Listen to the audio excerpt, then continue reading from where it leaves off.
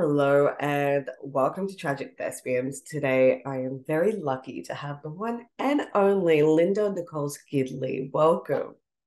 Hi. Now, Linda, this is basically your baby, Ladybird. It will return to Flight Path Theatre this June with the rising playwright's second new Australian work in just 2 years. Ladybird, Ladybird, a powerful and emotive theatrical production presented by Vox Theatre, takes audiences on an intimate exploration of motherhood, mental health, and the unspoken challenges faced by women in our society. With its authentic portrayal and captivating performances, Ladybird, Ladybird guides the audience through the lenses of depression and grief to delve into the depths of loss, love, and resilience. Now, it does sound like there's a lot to it. It's a very heavy packed play, but that's what we love. We love that people can be seen and there's something for everyone. So, how did you come about with this banquet of categories, or did you have more that you had to peel back, or how did you go about just selecting these few topics? Last year, my first play, Silenced, was a verbatim theatre work. And so I interviewed a lot of women and non-binary folks around some ideas of silencing and about how they were making their way in the world and what it feels like to be, just living in the world and maybe not being heard. And as part of that, one of the things that came up was this sort of idea of motherhood. And I drawing very heavily on my own experience of postnatal depression and motherhood. At the end of that show, I realized that there was a much, much bigger story that I wanted to tell. And I wanted to really look at how mums move through the world and very often just don't talk about the things that they're going through because they feel like they need to keep everything under control. And certainly that was the case for me. Felt like I needed for no one to know that I wasn't coping. And I thought that was a really interesting um, topic to explore. And I wondered how many other people had been going through that. Mm. At what point from, let's say, your personal experience or even through the play, did you kind of go in the process of writing the play, sorry, did you go, well, no, this is something we need to talk about. Screw what everyone else is doing. Let's let's make it a conversation. At what point? I think pretty early on, I am not pulling any punches in this show. And even yesterday in one of our final rehearsals, I quite often will be sitting there and talking about something that's come up, and I'll go, "Oh, that bit's true," and everyone goes, "Oh." So, so I'm not scared of having the conversation. 15 years ago, 17 years ago, when I was going through this, my kids are big now. Um, I was really worried that people would look at me and judge me and think that, I just wasn't able to measure up. But now I'm sort of bearing it all. So I think very early on, I thought, you know what? I need to feel like I have a voice in this, and I want to make sure that other people feel like they're seen and heard. And I think that's the way the world is spinning at the moment. We're opening up conversations that perhaps were a bit taboo in the past. Yeah, absolutely. It definitely does sound like the right time, the right place, all just falls in for this story to take, spread its wings and just captivate Mm. everyone. So I'm very excited to see how far it does go. Ladybird, Ladybird follows Veronica, a dedicated mother who finds herself juggling the demands of motherhood while navigating a new chapter in her life. On the surface, she's living the dream when a visit to the obstetrician sends her into a tailspin. Her world starts to crumble. How can she keep up appearances when every task seems impossible? Her ability to assess and manage risk diminishes until an accident brings everything into sharp focus. Is this the wake up call she needs to seek help? So, under the visionary of direction of Anthony Skuse, which has been a very legendary name around here, how Yeah, was it that's right. working with Anthony? Have you worked with Anthony before? Did you kind of discover things in your writing that you didn't think spoke to other people in certain ways? How did that go around? First time I worked with Anthony Skuse was, I think, in about 2012. So we've got a really long relationship in terms of our work relationship. And I've worked with him on maybe 7 or 8 plays, and me as dialect coach and he as director. So that's a really strong nurturing relationship that we have. And so when I asked him if he wanted to direct, I knew that whatever he said, and it was very important for me to have somebody who was like this. I knew that whatever he said, he would be looking at the project as a whole, and none of the feedback would be about me. So he support me and would offer information about the play and how the play was developing and how the actors were developing and the characters that I didn't feel like was about me. So that relationship has been extraordinarily special during this time, because there have been times when he'll say to me, you know what, take off the playwright hat for a moment. I need to talk to the actor. And so we've had that language. Leave the producer at the door. We need you to be, we need you to be the playwright today, or those kinds of things. And that's actually been a really great shorthand for us to go, okay, that's what this is about right now. We're talking about the writing. Does the writing work? Regardless of whether you want to say those words, is it working in this moment? And I have just given myself over to that to allow for that process to happen pretty seamlessly. He did say to me right at the very beginning, because he works a lot on new work, and I love that because he's got a great dramaturgy brain as well. So, and his knowledge base is extraordinary. And so he did say to me very early on, look, just be prepared for tears. And I was like, what do you mean? Why would you make me cry? And he was like, well, I don't set out to make people cry. And I was like, of course you don't set out to make people cry. But he was like, you know, sometimes the work becomes quite personal, and you reveal things in the work that you are not aware of, right? You don't know that you have revealed that about yourself, or that that's the way that that character is being perceived. And he said, and that makes you very vulnerable.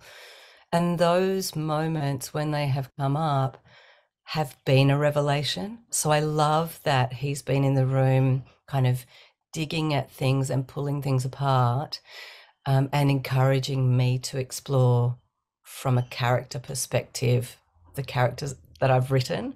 It's been a really lovely development of our personal relationship, but also just in terms of my writing, looking more specifically and creating people who are detailed and fully fleshed, rather than, oh, this bit will be funny.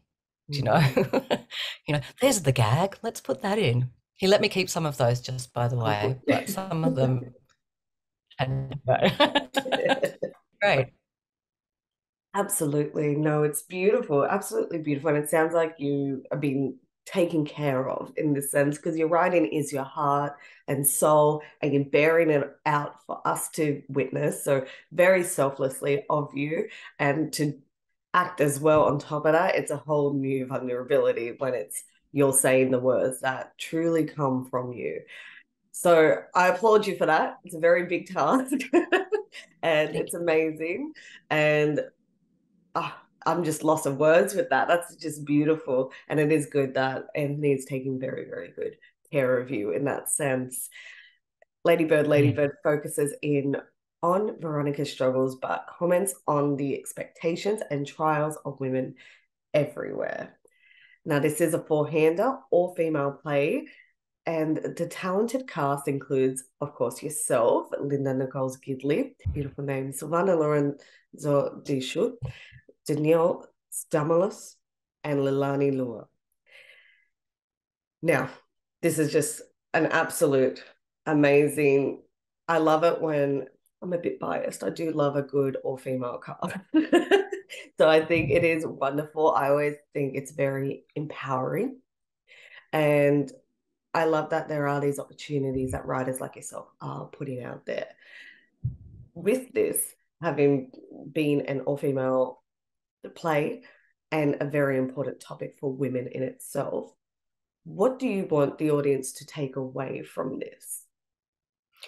I've been asked this question a lot, and for me, and it's sort of it feels slightly different every time when I answer it. Mm, But I think that the main focus for me is for people to leave wanting to have a conversation with the women in their lives or the caregivers in their lives, to make sure that they're not missing anything. The relationships in this play are not always easy. And I think there is a real sense of, you know, showing that you're coping doesn't necessarily mean that you are. And there could be little things that you're missing, little things that you kind of think, oh, that doesn't, why aren't you doing that? That doesn't seem like a hard thing to do. But some things become really insurmountable. And so just being able to look beyond what somebody shows to you, their beautiful coping mechanisms, and going, actually, do you need help? Are you okay? Because I'm here for you. And sometimes even when they say, no, I'm fine, just to turn up with, I don't know, a liter of Rocky Road ice cream and a and a video to just go, you know what, we're just going to watch. We're going to sit down in front of our streaming services and let's have the popcorn, and we don't have to say anything. We can just relax. Or, you know what, I'm going to take your kids for the day for no mm, other reason than we're going out and you just look like you need to have a day on your own. So it's just that thing of being able to look beyond what someone maybe is presenting to you, which is hard. I get that. Um, but to be able to say to them, no, it's fine. It's fine. I understand you're coping or you're okay or you're managing, but we're going out, so let me take the kids, or I just want to give you this opportunity to take some time for yourself. Give someone a spa day, whatever they need, bake them a cake so that they feel like they're being seen. Yeah. absolutely. And the most important question for a mother out there that's listening and needs a whole day to themselves, what would you recommend if they had 24 hours all by themselves? What would be your goal in achieving pure peace? I reckon I would have to go somewhere sunny and nice and warm, and it's probably a beach somewhere Mm, or a cafe near a beach or something like that. Um, I would visualize myself, with a pair of sunglasses and a lovely daiquiri or some sort of cocktail, relaxing with some nice music in the background, just something really chill, mm, you know. absolutely. Sounds Yeah. good. I'm just as likely though to sit in bed, I'm like, that Literally. sounds really wonderful, but actually just not getting out of bed also sounds really good. You can have a cocktail in bed. Anything Correct, you can. outdoors. Yeah. I've got my streaming services on my iPad. Like, I don't even need to go anywhere. That's Yeah. right. And you Yeah, can have the yeah. window, pop it open, have the sun come through. That's right. That's right. That Yeah, sounds good. it's just that, you know what? It is just for me that sort of sense of being quiet and not having anything coming in on me. Yeah. Yeah, just peace, no distractions. Just trying to find Yeah. another word that was at the tip of my tongue that's escaped me. Yeah, yeah, But yeah. But it I'm is. feeling it.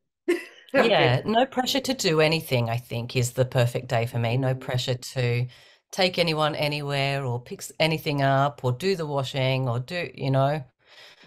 yeah, Absolutely. no The pressure. washing, that's the bane of my existence. Oh, vacuuming for me. I hate Oh, vacuuming. that Oh, too, but I get my husband to do yeah, it. good. So That's an idea. that's right. So I'm like, not for me. Sorry. Yeah, I right. love that. So Vox Theatre, known for its commitment to showcasing thought-provoking and engaging productions, proudly presents Ladybird, Ladybird as the latest work to delve into the trials of motherhood and the complexities of the female experience. Playing a strictly limited run at Flight Path Theatre, Marrickville. Don't miss your opportunity to see the world premiere of Ladybird, Ladybird from the 28th of June to July the 15th. Amazing. It's going to be really good. I can already feel the vibes. It's really fantastic. It's just, I love these, as they said, thought-provoking conversations when a conversation starts, because that, to me, is what a successful play is. If you can continue talking about it after leaving and it sticks with you, then you've done your job right. What has been your favorite part of the process so far? The journey can be something unexpected or something that you thought, yeah, this would happen.